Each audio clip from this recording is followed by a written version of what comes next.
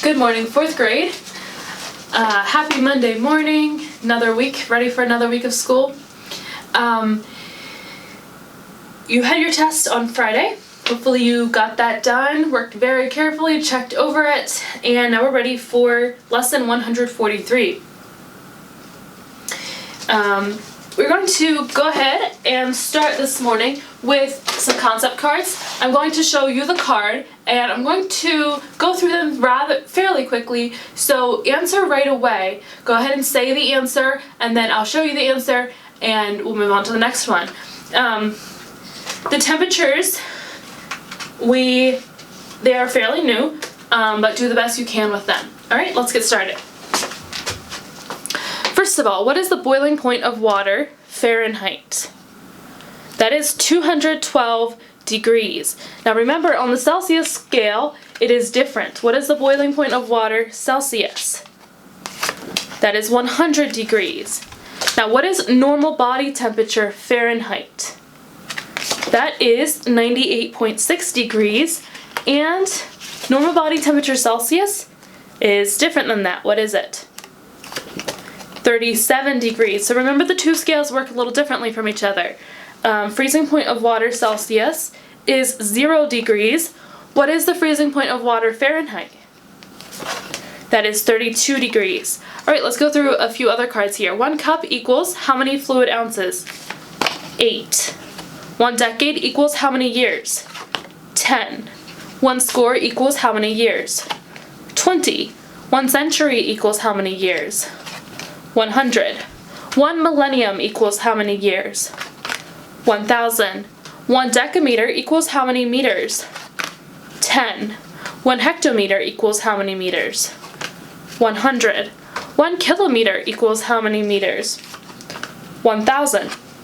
1 meter equals how many millimeters? 1,000. 1 centimeter equals how many millimeters? 10. 1 centimeter equals 10 millimeters. Hecto means what? 100. Deca means 10. Milla means 1,000th. Centa means 100th. Deci means 1/10. Kilo means 1,000. Now, I want you to grab a piece of paper and a pen, and we're going to go through our fractions, and you write down the decimal that you think it is, and then we'll see if you were correct. Grab a paper, grab a pencil or a pen, and let's get started. First of all, write 4/10 as a decimal. Now, you should have written 0.4. Write 3,000th as a decimal.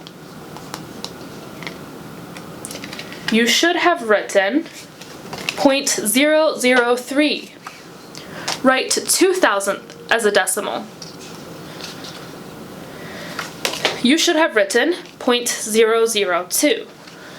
Write 3,100th as a decimal. You should have written 0.31. Write 3 7/10 as a decimal. Remember, and is where your decimal point goes. You should have written 3.7. Write 4 9/10 as a decimal. You should have written 4.9. Write 2,100th as a decimal.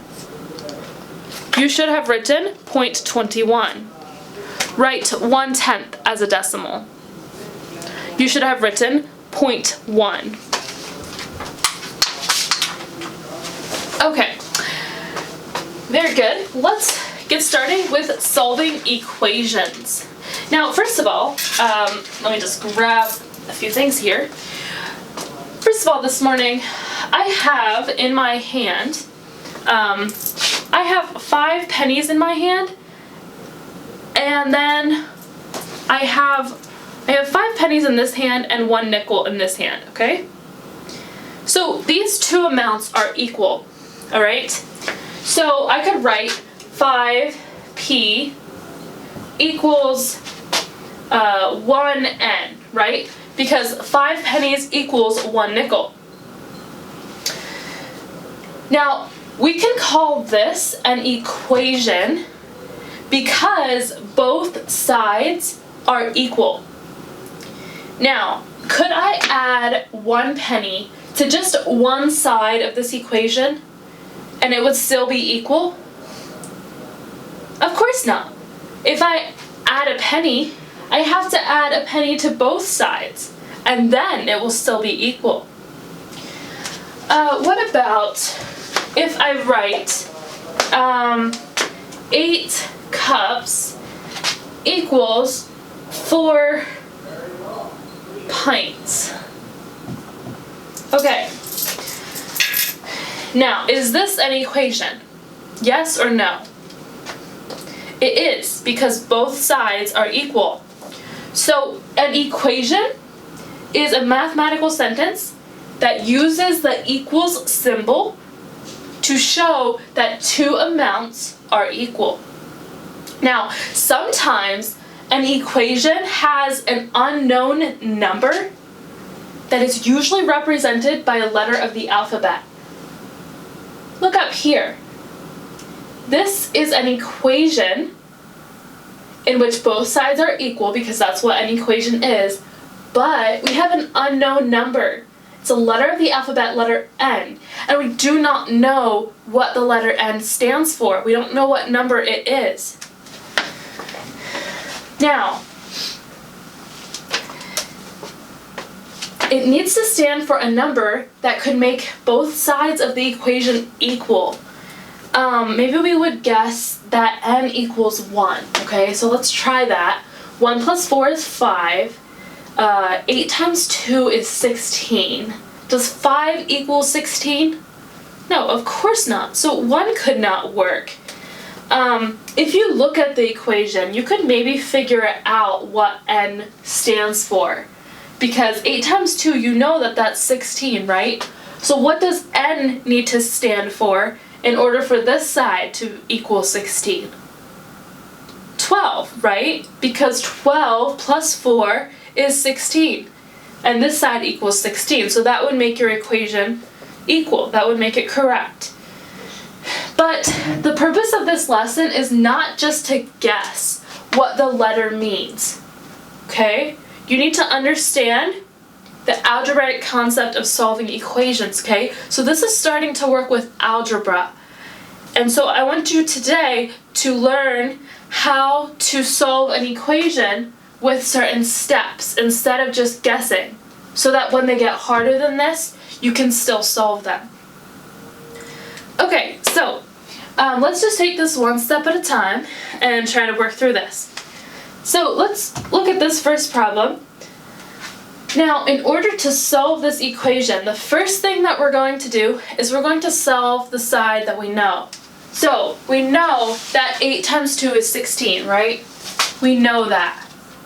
Now, the other side, we're just going to copy down exactly like it already is. N plus 4 equals 16. Now, to solve for n, we have to get n by itself over here. So, in order to get n by itself, we have to get rid of plus 4. Now, to get rid of plus 4, you have to do the opposite process. What's the opposite process of plus? Minus, okay? So, to get rid of plus 4, we're going to go minus 4. Now, we learned what we do to one side of the equation, we have to do to the other side. So, we're going to go minus 4 on that side as well. Now, look on this side over here, we have plus 4 and minus 4. That equals 0. So, we are left with n by itself, which is what we want. So, we have n equals, now what is 16 minus 4? 12, okay? So, this tells us that n equals 12. Now we know what n equals, but we're going to check this. Now, in order to check this, we're going to rewrite this equation, but we're going to put 12 in place of the letter n. So, n, which is 12. 12 plus 4 equals, let me write that a little bit, equals 8 times 2. What is 12 plus 4? 16. What is 8 times 2? 16. Does 16 equal 16? Of course. So this is an equation because both sides are equal. Now we know what n is. N equals 12. We have worked with these before. We've done these steps before, but we want to learn them even better. So stay with me, follow carefully through the steps as we do these problems. And remember, do not just guess, do not just figure out what n equals. You must work through the steps. That's very important. Next of all, we have n minus 2 equals 4 times 7. Now the first thing we're going to do is solve the side we know. N minus 2 equals, 4 times 7 equals what? 28. So that's the side we know. And this side we just copy it down, okay? Second step, we need to get n by itself. So to get n by itself, we have to get rid of minus 2. Now, we need to do the opposite process. What is the opposite process of minus? Add, right? So we go plus 2. What we do to one side, we have to do to the other side. So plus 2 on this side as well. Now, on this side, we are left with n because minus 2 plus 2 is 0. Okay? So if you have negative and then you add 2 to it, it's 0. So we just have n equals 28 plus 2 is 30. This tells us that n equals 30. So now we use the process to figure out n. We're going to check it. Rewrite this, but put 30 in place of n. So we have 30 minus 2 equals 4 times 7. What is 30 minus 2? That is 28. What is 4 times 7? That is 28 as well. Does 28 equal 28? Of course. Okay? Look at your lesson for today, and I want you to look at the top of page 257. In the box at the top of the page, it says step 1, step 2, and step 3, and you need to use this box. The first step, step 1, solve the side without the unknown number and write the answer below. Rewrite the side with the unknown number. So that means solve the side you know, rewrite the other side. Then you do step 2. To solve for n, n must be left all alone. So then you look at this, and if it says minus, you're going to add. If it says plus, you're going to subtract.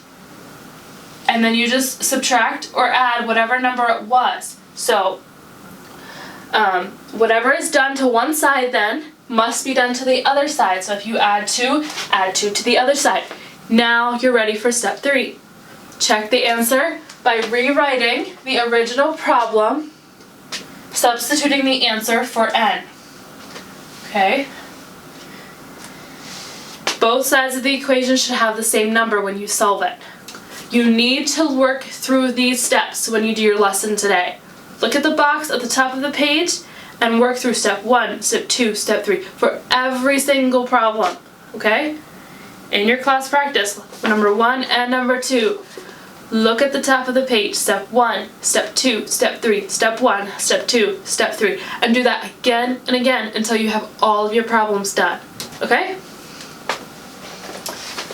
Let me know if you have any questions, and work carefully through your lesson, and I will see you in language class.